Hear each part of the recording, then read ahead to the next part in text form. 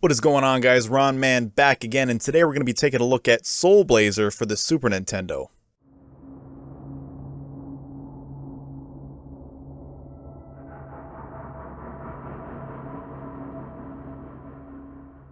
Soul Blazer was developed by Quintet and published by Enix for the Super Nintendo in 1992 and is a part of the so-called Quintet Trilogy along with Illusion of Gaia and Terranigma, which sadly wasn't released in North America. Soul Blazer is a top-down action RPG where you take control of Blazer and your goal is to free the land and defeat Death Toll.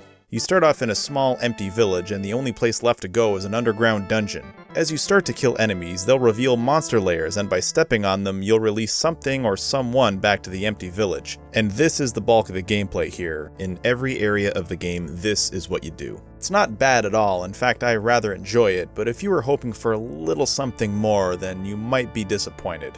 Soul Blazer is not a story-heavy game. Yes, we have characters, yes, we have a plot, but it just kind of feels tacked on or just kind of there. Again, not a bad thing at all, it just comes down to preference. Maybe you don't want a story-heavy game. But like I said, it is an RPG, which means you'll be gaining experience and leveling up as you kill enemies. Upon leveling up, you'll get an increase in HP, attack, defense, and you'll be able to equip stronger weapons and armor. While killing enemies, sometimes they'll drop golden gems, which are used to cast magic. If you run out of gems, you run out of magic. Also, if you die, you'll respawn with 0 gems. Soul Blazer has a vast assortment of environments to explore, like the Grass Valley, the seabed, or the mini-town models, just to name a few. There are 7 different areas that you must clear, and you can only move on to the next by defeating the boss of your current area. I admit that the gameplay can start to feel a little repetitive. This is because the game is light on story, and the majority of your time will be spent fighting enemies, and unfortunately the combat is kind of dull, but thankfully the variety in locations can help to alleviate the repetition. You can find different swords, armors, magic, and items.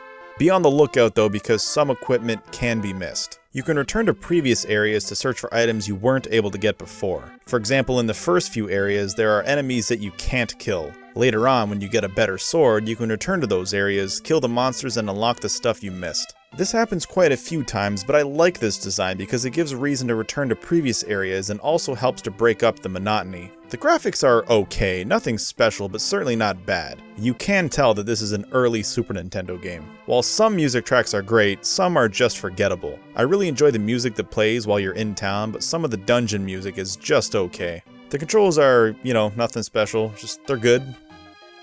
They're fine, nothing wrong with them.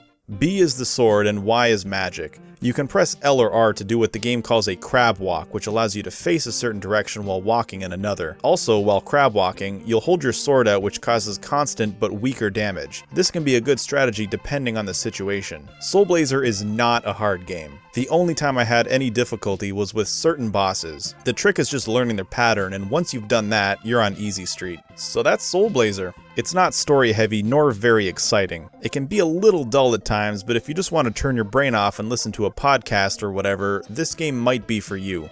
Overall, I give Soul Blazer a 7 out of 10. So have you guys played Soul Blazer, and what's your opinion of it? Guys, thank you so much. If you liked this video, give it a like, and I'll see you next week.